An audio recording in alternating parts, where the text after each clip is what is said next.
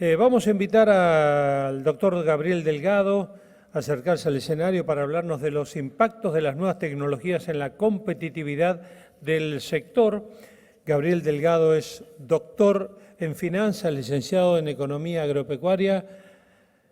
Cursó parte de sus estudios de grado en la Escuela Superior de Agricultura de Francia, participó del programa ejecutivo de Singularity University en Cupertino, California, fue secretario de Agricultura, Ganadería y Pesca de la Nación. Tan joven, cuántas cosas. Realmente, un ejemplo. Muy joven.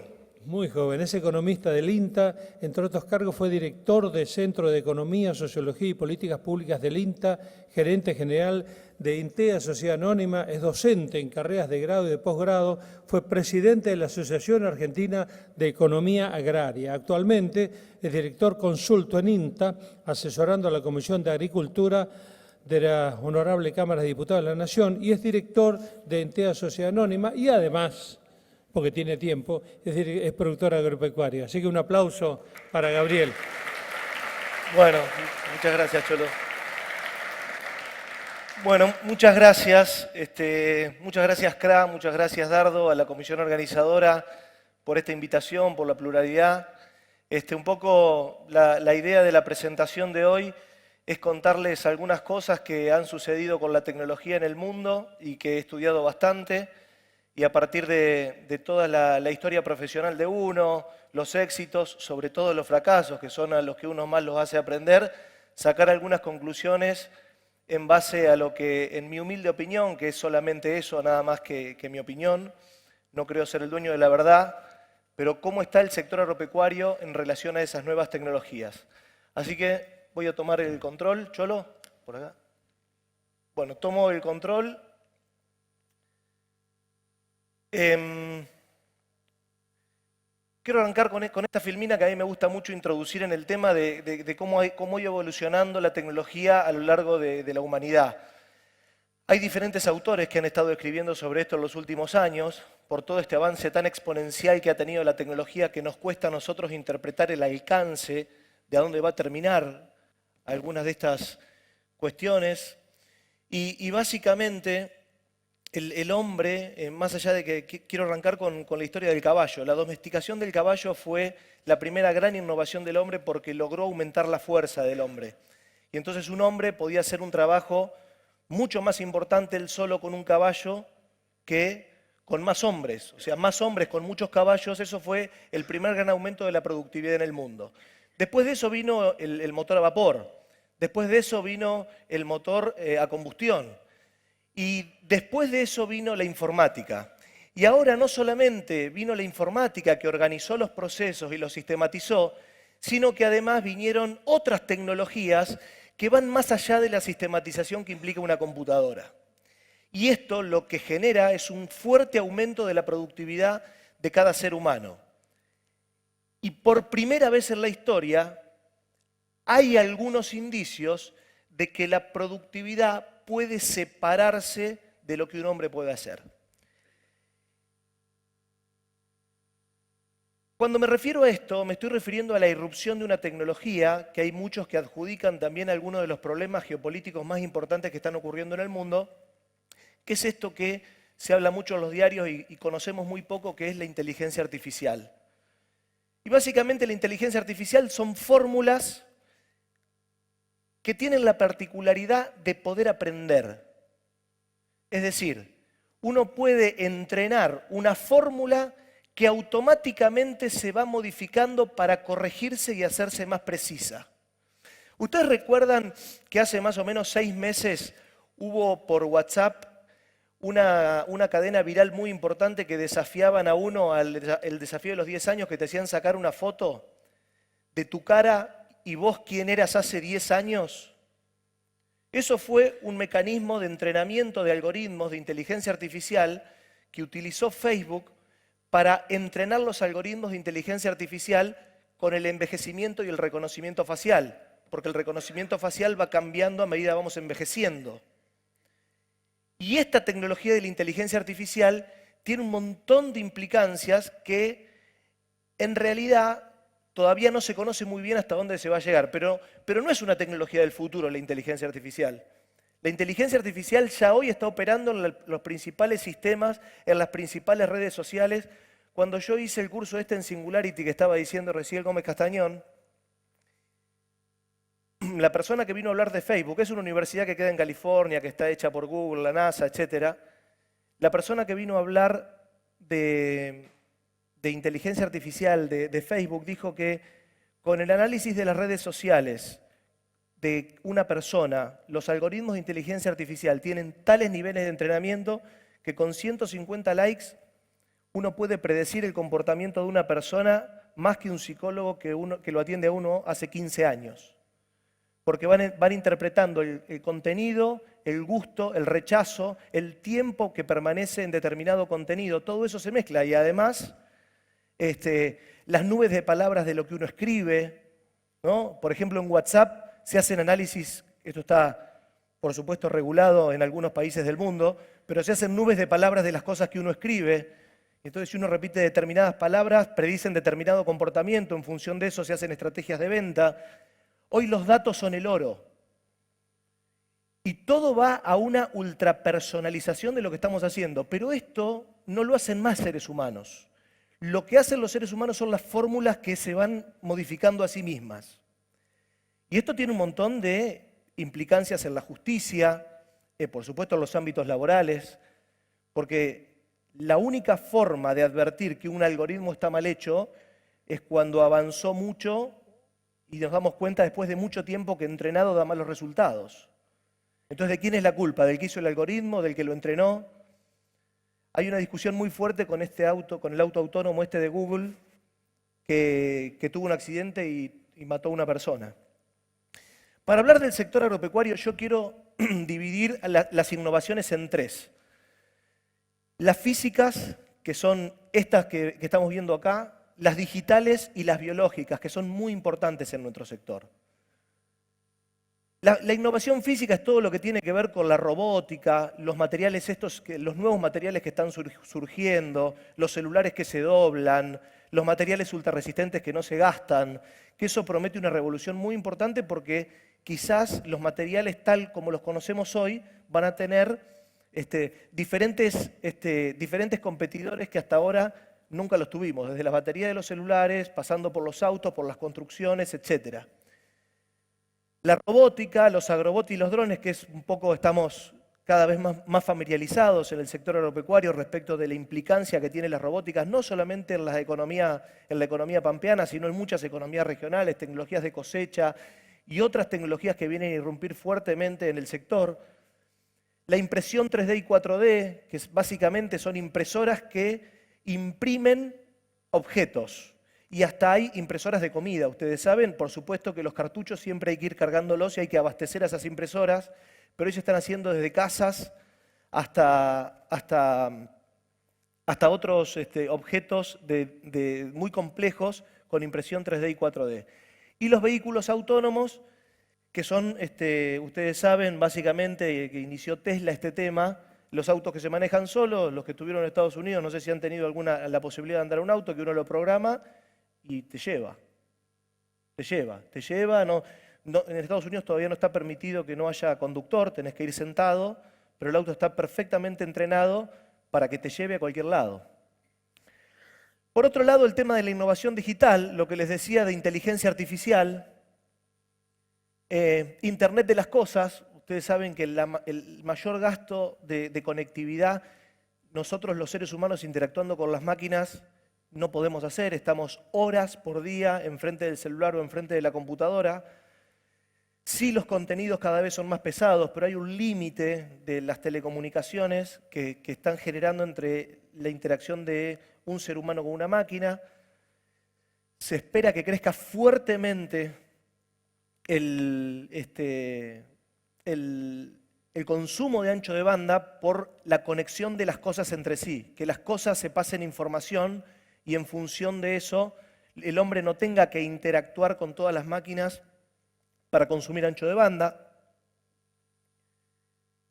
La sensorización, los niveles de los precios de los sensores han caído tremendamente en el mundo y hoy es posible desarrollar sensores en una gama muy importante de industrias, por supuesto también que en el sector ustedes verán todos los días que salen sensores con conectividad, está bien que todavía tenemos un grave problema de conectividad, pero quizás las rutas o los caminos de otra época comienzan a tener la misma importancia hoy con el tema de la conectividad, ¿no? La conectividad quizás es una de las tecnologías más importantes de cara al futuro para el sector. Y el tema este de blockchain, que no sé si lo habrán escuchado, quiere decir cadena de bloques, es una tecnología que se inventó para registrar cosas. Hay una persona que no es conocida, que es un anónimo, que desarrolló un sistema que tiene vida propia, en donde se interconectan muchas computadoras en todo el mundo, acá hay empresas en Argentina que lo están haciendo, que solamente reciben instrucciones de registrar cosas, a la vez en todas esas computadoras en el mundo, y pagan unos céntimos por cada registro. Entonces, un contrato entre dos personas se registra en esa nube, y en esa nube queda registrado que yo acepté determinadas condiciones de tal cosa. Esa tecnología de blockchain es la que hoy está amenazando a casi todos los registros del mundo, porque no hay muchas razones para no confiar, porque no se pueden hackear 2.000 millones de computadoras en todo el mundo, y es la razón de la existencia, por ejemplo, de las monedas virtuales. Por ejemplo, esto Bitcoin y todas estas cosas que nosotros escuchamos, que no son más que conceptualizaciones de la moneda, como lo es un billete de dinero que nosotros tenemos acá. Ustedes saben que el costo del papel del billete es mucho menor al valor que nosotros le damos al billete. Esta lógica se puede también trasladar a lo digital y es muy abstracto, cualquier moneda es muy abstracto de entender, pero el punto es que las monedas virtuales comenzaron a tener sentido porque se podían registrar las operaciones con blockchain. Con esta tecnología se podía registrar que él me vendía a mí determinada cantidad de Bitcoin y entonces esos Bitcoin pasaban a ser míos. Hay algunos países del mundo que ya han aceptado el blockchain como registro. Las principales compañías navieras del mundo utilizan contratos inteligentes que tienen registro en blockchain. Hay feedlot acá en Argentina que ya están implementando tecnología de blockchain, por ejemplo, para cada cosa que registre de cada animal. Hay uno cerca de Rosario que, por ejemplo, tiene una sensorización muy importante con el tema del peso de los animales. Entonces, se lee la caravana, se ve cuánto pesa el animal y eso se registra en blockchain automáticamente, es un programa de computadora. Entonces uno tiene el track de todo lo que le va pasando a ese animal y la idea es llevarlo también a los procesos del frigorífico de manera tal de que el que compre el bife tenga todo el track de lo que está ocurriendo. Y es una tecnología, por supuesto, que cada vez está en la programación y en la implementación, cada vez está más accesible para las empresas. Esto tiene mucho, para mí, va a tener mucho que ver con el tema de los negocios de los alimentos. Carrefour tiene un programa de trazar con blockchain muchos de los alimentos especiales que está ofreciendo en su góndola en Francia. En fin, y por último, del otro eje dijimos innovación física, digital y biológica. Y la biológica, los principales ejes es el tema de, por ejemplo, lo que está ocurriendo con la edición génica. Ustedes saben que la edición génica consiste básicamente en agarrar un determinado cromosoma y poder prender o apagar genes de una manera muy poco costosa y más simple que la transgénesis. También se puede hacer transgénesis con las técnicas de edición génica. El INTA acá en Argentina, institución en la que trabajo hace 22 años, tiene una posición muy destacada a nivel regional, creo yo, en eventos de edición génica.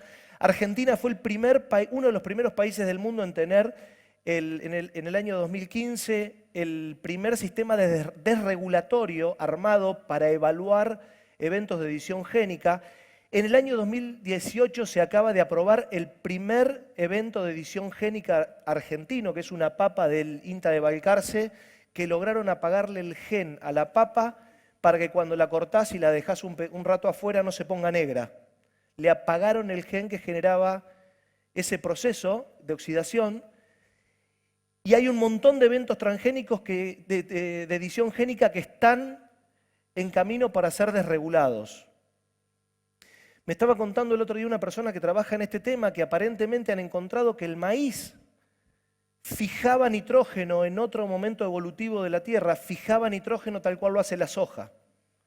Y hay un proyecto de investigación para prenderle ese gen al maíz y que haya maíces que puedan capturar nitrógeno. Imagínense lo que implicaría para los costos de producción de maíz si se elimina el componente de nitrógeno, aunque sea que se elimine parcialmente el componente de nitrógeno. Esto es una técnica en donde Argentina ya tiene liderazgo, pero no estamos hablando, insisto con esto, porque no estamos hablando de las tecnologías del futuro. Todas estas cosas que nosotros estamos hablando, hoy ya tienen aspectos comerciales muy fuertes. El tema de los probióticos.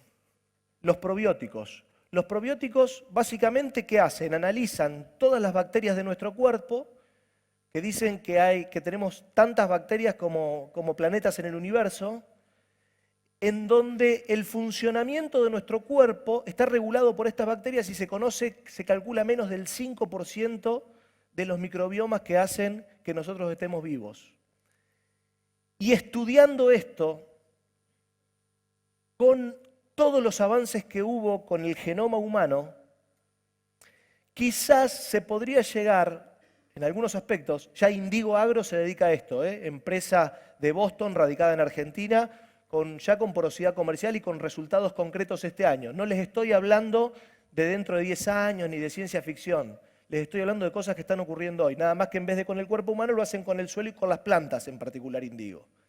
Pero estudian el microbioma y en vez de hacer correcciones químicas que generan modificaciones en los microbiomas, lo que hacen es aplicar probióticos acordes a los genomas. Entonces habría un punto, pensando en el vacío y sin roce, en donde las correcciones químicas quedarían reducidas a los probióticos. Porque también es cierto que una corrección química puede generar una alteración de los microbiomas que requieran otras modificaciones químicas.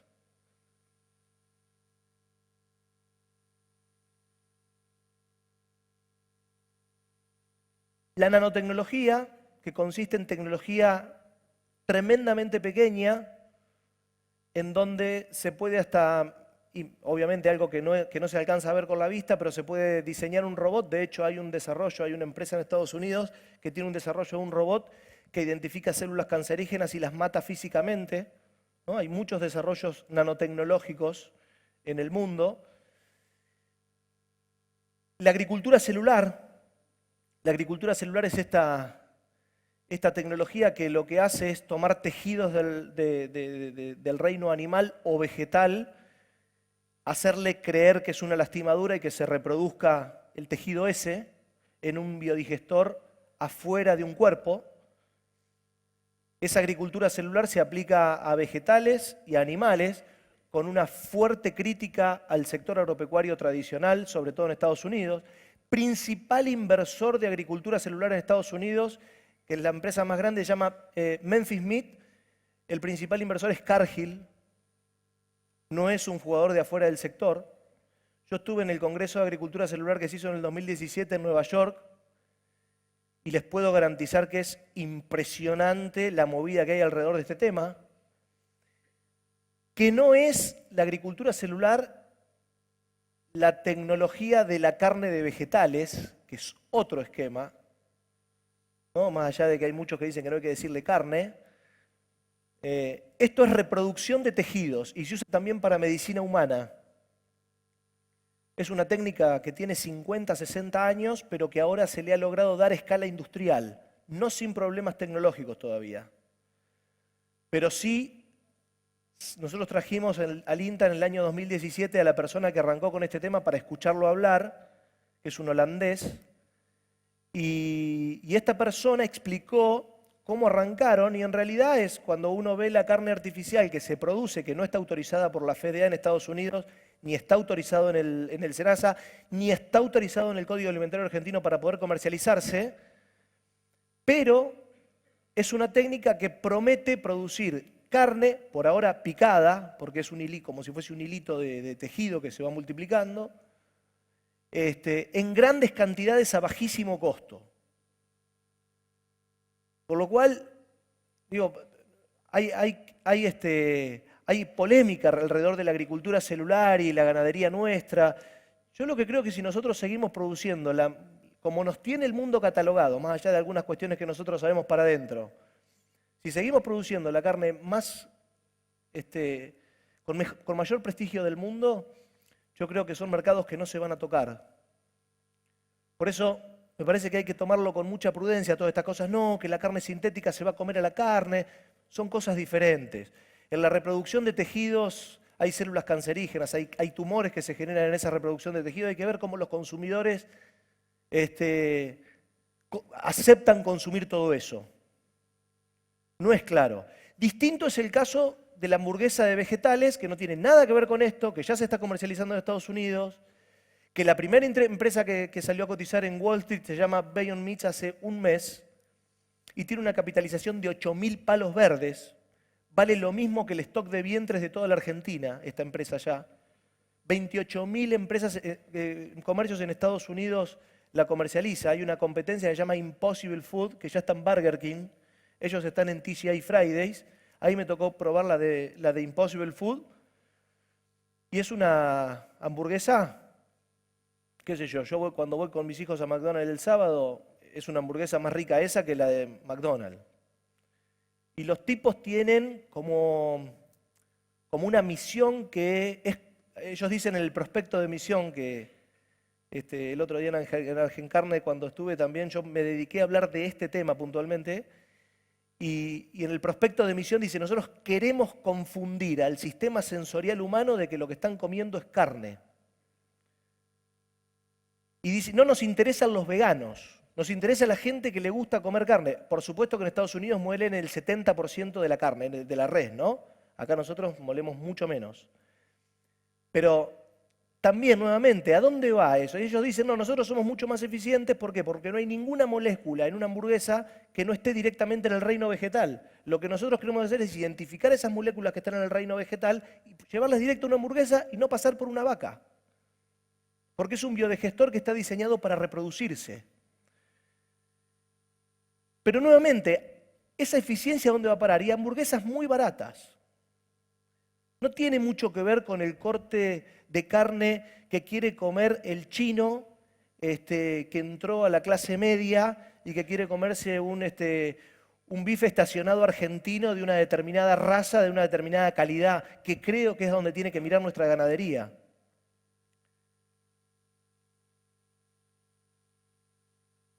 Yo soy muy amigo de Narda Lépez, me invitó hago este pie de página, me invitó a dar una charla en Masticar sobre el tema de carne sintética, porque yo he estudiado bastante sobre este tema. Y Narda es, obviamente que es una persona muy comprometida con las ideas que tiene, y ella está bastante en contra de todo este tema, porque dice que en realidad esto de uno de los eslogans más importantes de la agricultura celular, en ese congreso de Nueva York, yo les decía, cuando había break, las pantallas eran una fábrica de carne matando 150 animales a la vez y arrancándole el cuero a la vez, chorreando sangre, una cosa espantosa a la vista.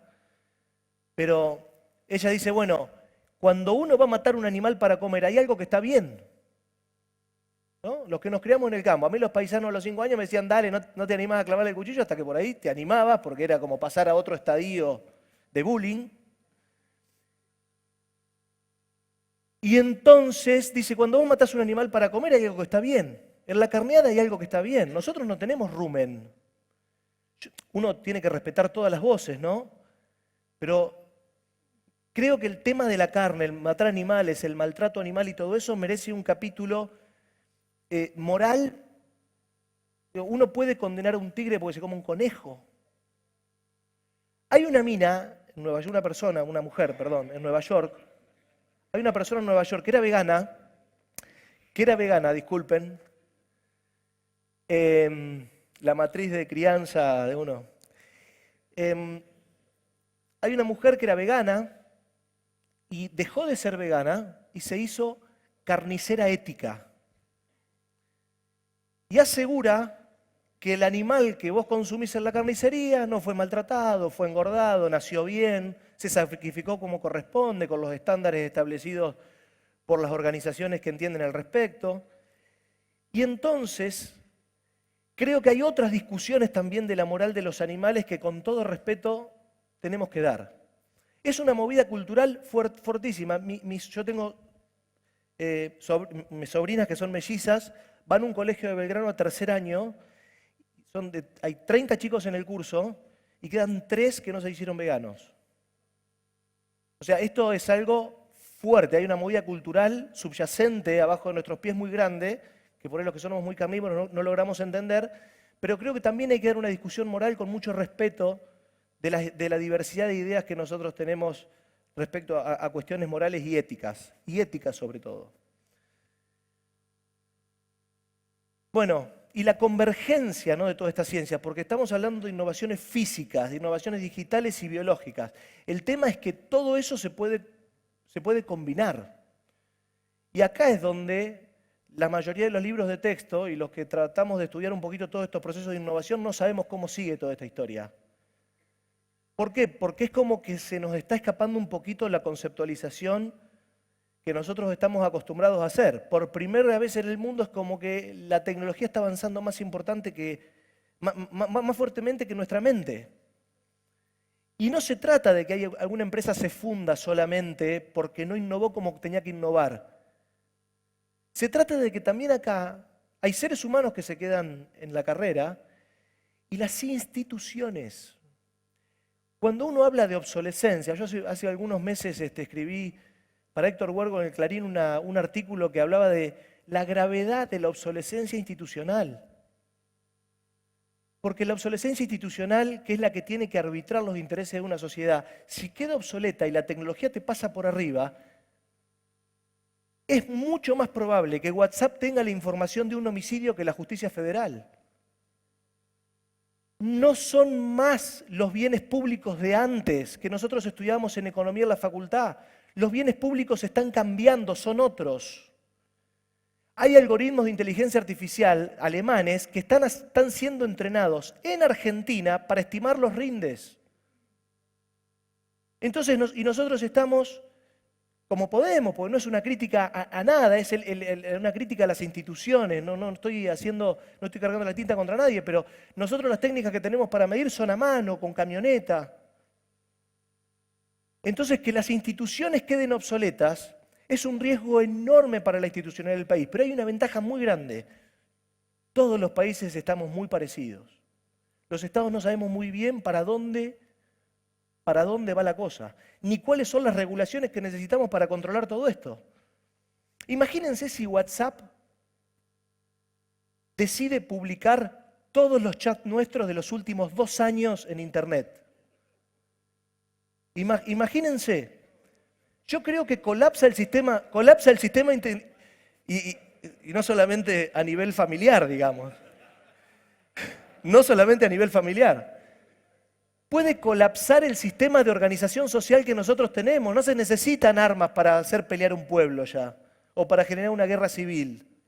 La información hoy es un arma cargada, es una 9 milímetros con una bala dentro, la recámara.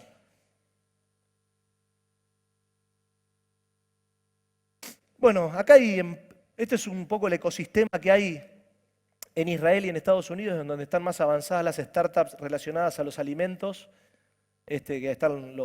Quiero ir avanzando. Pero yo quiero hacer solamente algunas reflexiones y conectar un poco, con mucha prudencia, la política agrícola actual respecto de lo que está ocurriendo en el mundo. Pero la política agrícola actual en un sentido grande de la palabra, no en un sentido partidario, ni un sentido que tenga otra intención que pensar qué es lo que necesita la Argentina. Hay un trabajo del CIPEC que Martín Rapetti me invitó a comentar, que se llama Exportar para Crecer, que establece que Argentina necesita 25, algunos ya me han escuchado esto, pero yo no me canso de repetirlo. Argentina necesita 25.000 millones de dólares por año si crece al 3% anual el próximo lustro, Porque cuando se crece se necesitan más dólares porque las importaciones son muy elásticas. 25.000 millones de dólares por año la diferencia entre importaciones y exportaciones. Entonces, nosotros tenemos que pensar que hay un proyecto de futuro de la Argentina que tiene que parar el péndulo y solucionar este problema de los dólares, porque no es que no vamos a importar el iPhone o el auto de alta gama. Argentina necesita dólares para comprar remedios, para comprar bienes industriales, porque ustedes saben que muchos insumos industriales de nuestra industria son importados. Argentina necesita dólares para la tecnología. Tenemos 10.000 millones de dólares que comprar tecnología afuera y ha quedado demostrado que no somos capaces de producir tecnología barata en Argentina. Entonces esos ejes me parece que nos ponen una discusión muy clarita, porque si no nos hacemos de esos dólares, el deterioro institucional en el medio de esta obsolescencia de algunas instituciones puede llegar a ser catastrófico para la Argentina. Y antes tuvimos capacidad de endeudarnos para tapar los agujeros de dólares, o manoteamos bienes, como fue la década de los 90, para hacernos de los dólares y seguir adelante. Pero nunca se atacó el tema de la exportación como una cuestión cultural de la política argentina. 25.000 millones de dólares es mucha plata. Y les digo más, Vaca Muerta no es. Vaca Muerta necesita 100.000 millones de inversión hasta el año 2030 para poder exportar, según datos oficiales, 10.000 millones de dólares dentro de 10 años. O sea que Vaca Muerta no es. 100.000 millones de dólares durante 10 años para poder exportar 10 en el 30, en donde sí empieza un flujo de inversión de divisas importante para la Argentina. Y cuando uno dice, no, va a haber 9.000 millones de habitantes en todo el mundo, la oferta de tierra es rígida, por lo tanto vamos a tener precios altos. Yo sería súper prudente con esa hipótesis. Malthus ya se equivocó en el siglo pasado. Lo más probable es que tengamos precios bajos porque la productividad, los aumentos de la productividad pueden llegar a ser muy importantes. Entonces, y en el corto plazo, ni hablar. Con lo que está pasando en China, yo por ahí escucho algunas opiniones optimistas por el aumento de la exportación de carne. Si llega a ser verdad lo de los 150 millones de chanchas que se han matado por la fiebre porcina, y a esas 150 millones de chanchas no van a comer soja, lo más probable es que el principal componente de exportación que nosotros tenemos, que es la soja, tenga precios que no tengan que ver nada ni con los 600 ni con los 400 dólares que tuvimos. Lo mismo que con que Argentina produce alimentos para 400 millones de personas, que yo lo he dicho alguna vez, yo lo he dicho y me hago cargo de eso. Argentina produce alimentos para animales, fundamentalmente. Nosotros producimos piensos animales, soja y maíz. Fíjense los componentes exportadores que tenemos. Son los productos más bajos que tenemos. ¿Es que no hay valor agregado? No, muchísimo valor agregado. Porque un grano que envasa luz solar es puro valor agregado según la definición de valor agregado de la economía. Pero el tema es que tiene poco valor. Entonces necesitamos aumentar el valor de lo que exportamos. La carne es un camino, la carne es un camino. La pesca natural que nosotros tenemos en el Atlántico Sur es de alto valor, por supuesto que es de alto valor. Pero los principales rubros sobre los que nosotros nos estamos bancando la necesidad de dólares son rubros que son piensos animales. Y además tenemos una potencia muy importante también, que es la tecnología. Tenemos un gen que es nacional, que es de una empresa nacional, que es de Bioceres, que puede aumentar la superficie de trigo del mundo. Eso pueden ser 1000 palos verdes. Después hay que ver los detalles de la desregulación, estoy de acuerdo, pero la tecnología, lo que genera valor en el mundo hoy es la tecnología. Esa visión fisiocrática de que es la tierra la que genera la riqueza. WhatsApp es una potencia, hasta le diría, de seguridad nacional en el mundo, internacional. Tenemos enormes oportunidades para producir más alimentos, sí, pero tenemos problemas también. No es solamente la hermosa cuenca fotosintética que que nosotros obtuvimos por obra de nuestros patriotas y que nos toca vivir en este lugar. Para eso se necesita inversión, confianza, se necesita una economía política acorde a las necesidades sectoriales. No pueden ser que en las urbes la opinión del sector sea mala. Si los medicamentos que compra la Argentina vienen de los dólares y los dólares vienen del sector, es una pelea a la cual hay que frenar. Nosotros hemos medido esto. Hay muy mala opinión en las urbes del sector agropecuario. Esa economía política no le hace nada bien a los incentivos electorales de los políticos. El miedo a los transgénicos y a los agrotóxicos no tiene ninguna justificación. Miren, yo tuve responsabilidades públicas y estudiamos al dedillo lo que pasa con el glifosato, con la tecnología y la ciencia al día de hoy. El INTA invirtió 30 millones de dólares en equipamiento para ver si realmente el glifosato había evidencia de que genera daño. La verdad es que no se encontró evidencia que bien utilizado eso genere daño. Ahora, ¿saben qué? La posverdad entró en la sociedad. A la gente le decís transgénicos y glifosato y los consumidores no quieren saber nada. Ni con el algodón con glifosato la vamos a resistir, hay negociaciones internacionales que sostener, la Unión Europea quiere prohibirlo. Es un camino ese en donde con comunicación aparentemente es difícil de solucionar ese tema. La posverdad no solamente existe en la política, también existe en esto, en donde hay muchos intereses creados también. Es una batalla muy complicada la de los transgénicos y los agrotóxicos, lo pongo entre comillas para dejar en carne viva lo que yo creo es una cosa que las personas de una sociedad que no tiene ninguna intención política les da rechazo y miedo. El tema de la política de alimentos y la salud, yo creo que nosotros tenemos que hablar mucho más con las personas que están encargadas de la salud, que le van formateando la dieta a las sociedades modernas, que son los que le terminan haciendo bullying a los chefs que están encorsetados porque los médicos le dicen que tenés que comer esto, que tenés que comer lo otro. Ahí están las tendencias que nosotros tenemos que mirar. Porque finalmente el mayor valor de lo que nosotros produzcamos va a estar relacionado con el consumidor. Los chefs y los médicos tienen que estar en la discusión de lo que nosotros tenemos que hacer para acomodar el cuerpo mejor, para ver cómo la edición génica, el blockchain y todo esto puede fortalecer lo que nosotros vendemos. Lo del futuro de la ganadería, hoy ya me extendí con eso, y el tema del cambio climático que probablemente cambie la geografía productiva del país, con una Patagonia que promete tener isoyetas mucho más generosas de las que tiene hoy, y isotermas más generosas también. Yo creo que nosotros tenemos que continuar con esta ganadería, quizás agricultura la más eficiente del mundo en cantidades, produciendo piensos. Seguramente eso va a coexistir con otras estrategias. Pero el tema del orgánico, el tema de la agricultura celular son cosas que están creciendo a tasas muy importantes. Amazon, que es la empresa de comercio más importante del mundo, compró Whole Foods, entre una de las que es el supermercado más importante de Estados Unidos en cuanto a porosidad comercial, para meterse en el negocio de los alimentos, y lo hizo, entre las declaraciones que hizo Bezos cuando compró la compañía, lo hizo porque era el supermercado que mayor cantidad de orgánicos tenía en su góndola. Entonces, o de bajos insumos, no sé si orgánico con todo eso de la certificación, pero bueno, me estoy refiriendo a eso va a tener un camino marcado, estoy seguro porque los consumidores están caminando por ahí. El aumento de la oferta de alimentos puede ser grande y consecuentemente los precios tirando a los históricos. Y quiero hacer hincapié en esto, ¿no?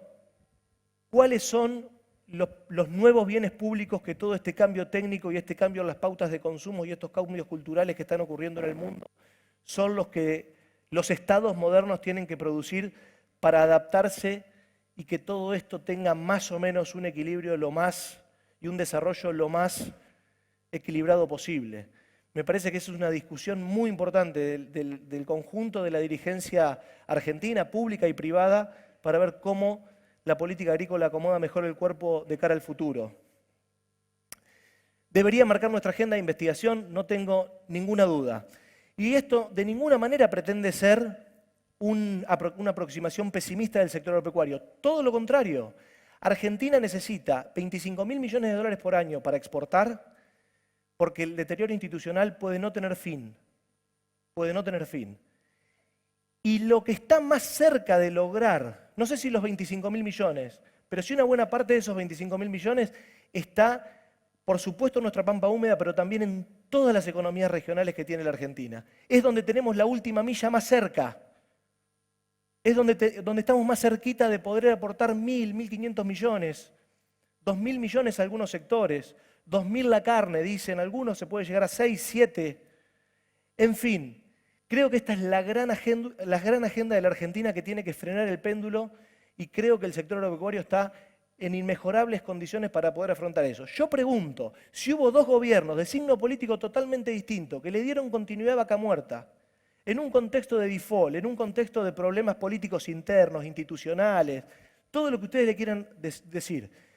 Si lo pudimos hacer para Vaca Muerta, que es una cosa que creo que hay que seguir y continuar, porque puede ser muy importante en el mediano plazo para la Argentina, imagínense los 100.000 millones de dólares a las economías regionales. ¿No vamos a conseguir 25.000 palos más por año? Muchas gracias. Gracias.